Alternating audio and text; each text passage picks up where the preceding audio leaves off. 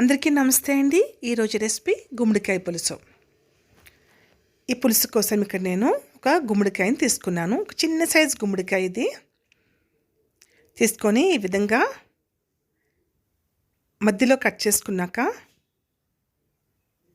ఈ లోపల ఉండే సీడ్స్ ఉంటాయి కదా, వీటిలన్నిటిలో పిక్కలన్నిటిని కూడా నీట్గా రిమూవ్ చేసుకోవాలి. చాక్ సహాయంతో కానీ స్పూన్ సహాయంతో కూడా వీటిని తీసేయాలి. ఇప్పుడు 2 భాగాలుగా కట్ చేసిన ఈ గుమ్మడికాయ ముక్కలను మీడియం సైజ్ ముక్కల కింద కట్ చేసుకోవాలి. వీటిని మరీ చిన్న చిన్న ముక్కల కింద కట్ చేయకూడదు, పులుసు కోసం కదా. ఈ విధంగా మీడియం సైజ్ ముక్కల కింద కట్ చేసుకోవాలి.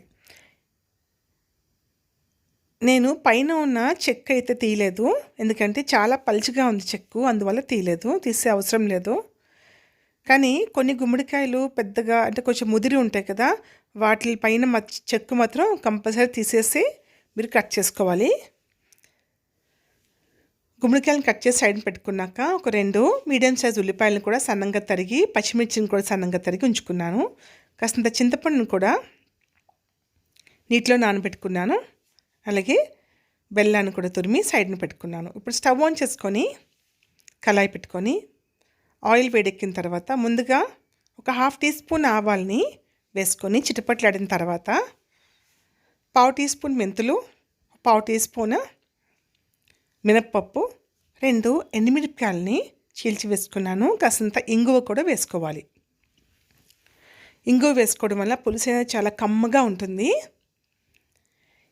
ఈ పోపు కాస్త వేగిన తర్వాత ఇప్పుడు ఇందులోకి సన్నంగా తరిగి పెట్టుకున్న ఉల్లిపాయ తరుగును వేసుకోవాలి. ఉల్లిపాయలని, పచ్చిమిర్చిని కూడా వేసుకోవాలి. అలాగే కొన్ని కరివేపాకు రెబ్బలు కూడా వేసుకున్నాను.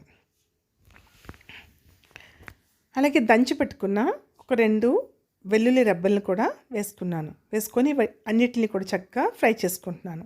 అవి కాస్త ఫ్రై అయిన తర్వాత 1/2 టీ స్పూను పసుపు వేసుకోవాలి.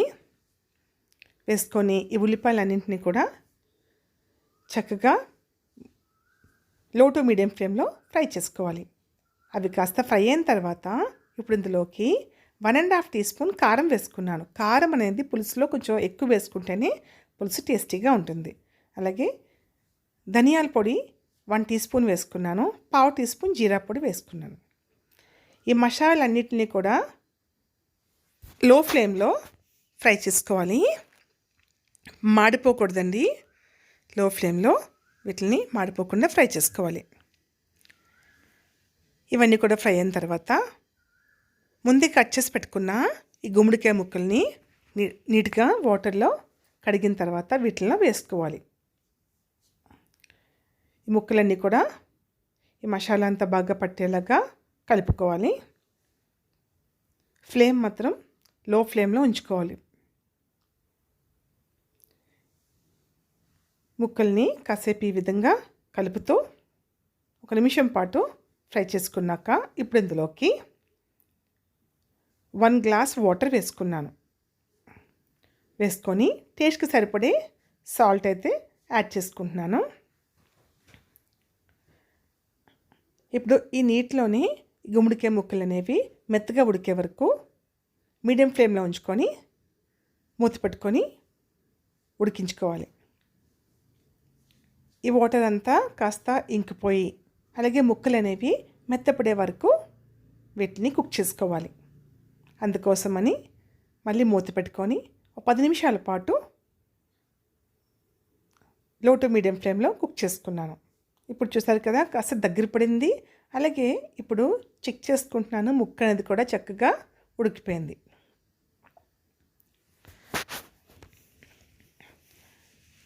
ముక్క బాగా ఉడికిన తర్వాత ఇప్పుడు ఇందులోకి చింతపండు పులుసుని అయితే వేసుకున్నాను. అలాగే బెల్లాన్ని కూడా వేసుకోవాలి.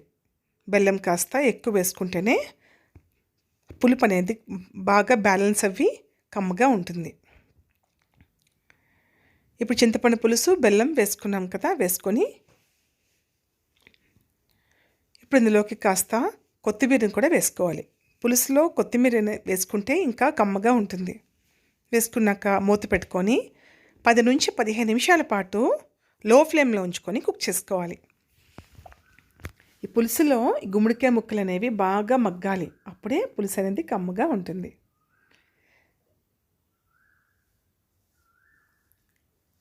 చూసారు కదా, అంత చక్కగా చూస్తేనే నోరు ఊరిపోతుంది కదా, అంత బాగుంటుంది. మరి